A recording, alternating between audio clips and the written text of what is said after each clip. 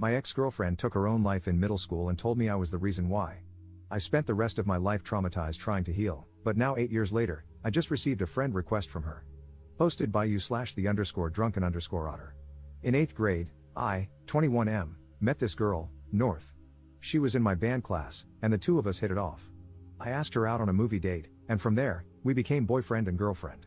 She was my first girlfriend, and things were going alright, until her dad got a new job across the country in California. North moved away, but we decided to try long-distance dating through our freshman year. We were not built for long-distance dating.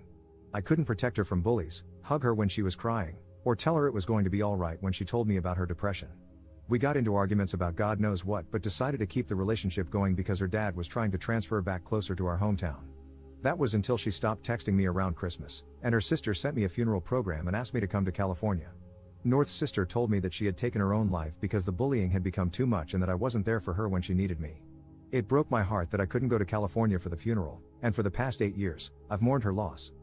I spent my entire high school career trying to rebuild myself from all the damage. I went to meetings for people who had lost family members and loved ones. I went to therapy for 4 years to help process the loss. I had to learn how to become dependable because I didn't want it to happen again.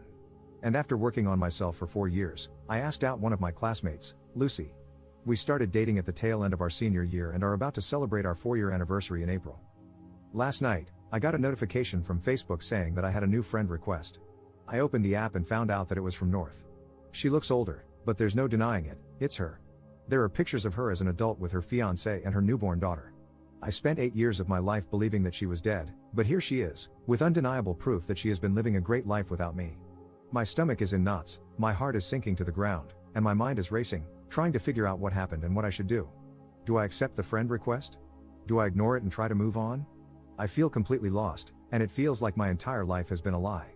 I've spent the entire night looking at pictures of her and her family, floored that she would do this to me. Relevant comments. Commenter. That is wild, I'm sorry to hear that. Have you ever Googled her name in those 8 years, and did nothing about her ever come up? Did you follow her on any social media when you were together, and did all those accounts simply stop updating? Did those accounts have an in memoriam post or anything like that? Ops response. She's always been coming and going with social media. She'd make an account, stop posting for 6 months, then make a new one whenever she wanted to restart. I have tried Googling her, but she shares a name with a UCLA professor, so UCLA is the only thing that comes up after miles of scrolling. Commenter 2. So, I don't know if it's the healthiest option, but I would 100% want closure.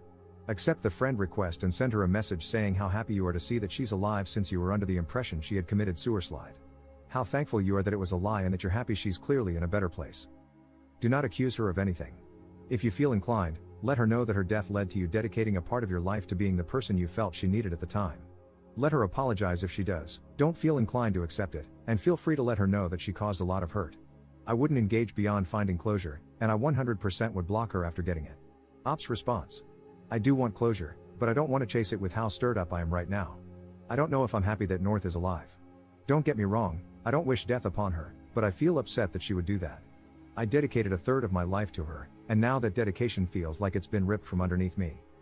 A part of me is happy that she's alive, but I'm also angry, devastated, and heartbroken that I wasn't the person she could simply talk to, that I was such a little crap that it was easier to fake her death than to break up with me. But so much has changed for me because of this. I'm happy with how my life is turning out, but so much of that came from wanting to do right by her memory. And now it's just, I don't know what it is, but I know it sucks. Update same day. Thank you to all who have responded. I want to get to each and every one of you, but for now, I hope this update will do. For now, I have decided to wait until Lucy gets home from work before I make any decision on whether or not to accept the friend request. I want to know what she thinks, and I can always depend on her to keep me level-headed. But until then, I just kinda want to sort out my feelings. I remember the day I found out about North's supposed death. It was a few days before Christmas, and the snow had just started to hit the ground. I remember walking to the edge of the neighborhood along Main Street. I sat on the sidewalk, watching the cars, thinking about how, if I walked onto the road, they wouldn't be able to stop.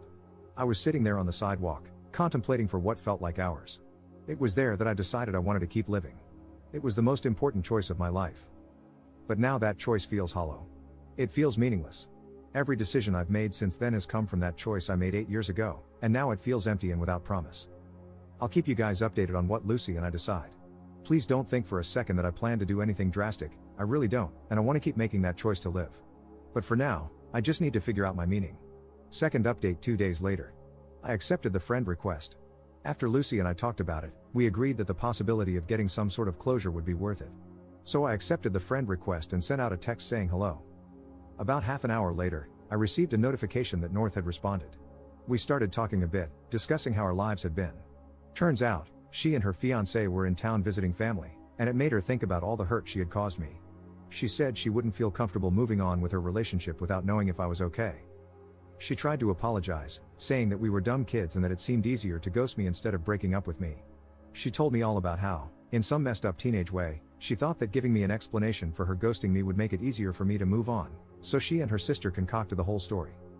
I told her about the years of therapy, the years of loneliness, and how guilty I felt when I started dating again. I told her how I used to think she was the one for me, even through the nights of arguing, and that she had hurt me more than if she had just thrown me away. And I told her that, in some weird way, I'm thankful to her. Her death changed me for the better, and I would not be the man I am today if it weren't for her. I then texted, having said that, I will not accept your apology. It's a shallow attempt to free your guilty conscience before you get married. If you were really sorry, you would have said something sooner, you would have apologized sooner, or you wouldn't have done it at all. You took the coward's way out, and I do not forgive cowards. She said she understood but hoped that one day I could move past the hurt she caused me and find it in my heart to forgive her. I took screenshots of the whole conversation and sent them to her fiancé. I don't know if he knows the story between me and her, but now he has enough of an idea that they can start the conversation. I hope they figure out how to move past it. After all, they look very happy together, and the mistakes of a teenager shouldn't affect her current life. However, I'd be lying if I said there wasn't a part of me hoping it crashes and burns. I know this is not the update some of you wanted. Some of you really wanted me to bully my way through the conversation or play mind games to mess with her. But that is not who I am, nor is it who I want to be. On the bright side, I can now truly move on from the relationship that cost me 8 years of my life and put the whole story of North behind me. Thank you to everyone who helped me find the courage to face this head on, thank you to everyone who sent kind words, and thank you to the guy who DM'd me the number for the sewer slide hotline. I won't need it for the foreseeable future, but I appreciate it nonetheless. Notable comments. Commenter. All of that seems just so unnecessary. I want to break up with him, but I'm a coward, so I don't want to tell him directly.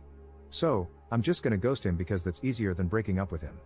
But I want it to be easier for him to move on, so I'll have my sister create a funeral brochure and make up a lie about me killing myself. But we're also going to blame him for not being there to protect me, so much for sparing his feelings, I guess. I'm also going to invite him to my non-existent funeral, and phew, thank God he didn't try to come at all, that would have been really awkward. Commenter 2. There is 0% chance that the intent was to make it easier for him to let her go. It was to hurt him because she was mad at him. She was mad that he could not be physically present. That's why her sister said she killed herself, because he couldn't be there for her. Her coming forward and apologizing was an act of self-preservation. She was visiting her hometown with her fiancé, and if they ran into each other, it would cause quite a scene. She needed to make sure she smoothed things over before that could happen. She is a malignant soul.